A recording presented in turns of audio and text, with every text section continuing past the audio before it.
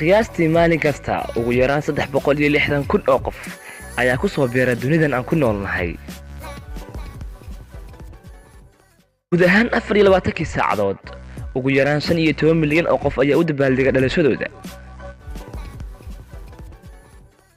dadka ku nool waddanka China ayaa waxay soo goostaan maalinkii in ka badan 500,000 oo taan oo bariis ah.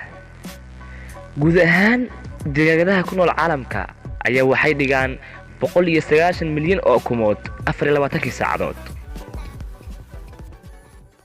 in ka badan 40,000 oo geed ayaa la taraa maalinkii si loogu isticmaalo xaashiyaha ama warqadaha aan isticmaalno. sidoo kale 27,000 oo geed ayaa la taraa si loogu isticmaalo warqadaha loo isticmaalo suuliga ee ay isticmaalaan wadamada horumaray. qiyaas iyo celcelis sameeyay ayaa waxay sheegaysaa in qof kasta oo inaga mid ah uu maalinkii qoslo 15 jeer. 24 saac wadnaha bini'aadamka ayaa qiyaastii dhaqdhaqaaqa ku dhawaad 104,000 oo jeer. qiyaastii 23,000 oo jeer ayuu qofka bini'aadamka ahi qaataa neef maalinkii. in ka badan 93,000 oo jirar ah ayaa ku dhasha magaalada London oo kaliya 24 saacadood gudahooda. ugu yaraan 15 milyan oo sigaar ah ayaa la iibsadaa maalinkii dunida korkeeda.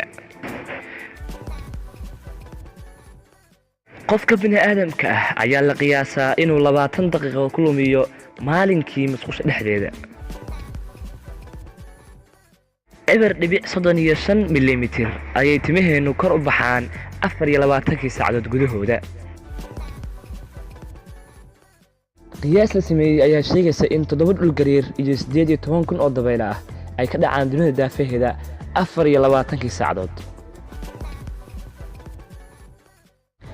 in ka badan 250 milyan oo sawir ayaa maalinkii la soo geliyaa baraha ay bulshadu ku xidhiidho ee Facebook. in ka badan 864,000 oo muuqaal ayaa la soo geliyaa YouTube-ka. in ka badan 1280 application cusub ah ayaa la soo geliyaa aaladda internetka. 4.7 bilyan oo daqiiqadood ayaa halkii maalin lagu bixiyaa aaladda Facebook.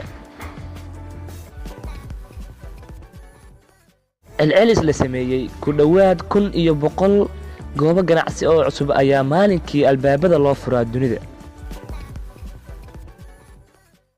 in ka badan 11,000 oo aroos ayaa maalin kasta ka dhaca dalka Mareykanka oo kaliya.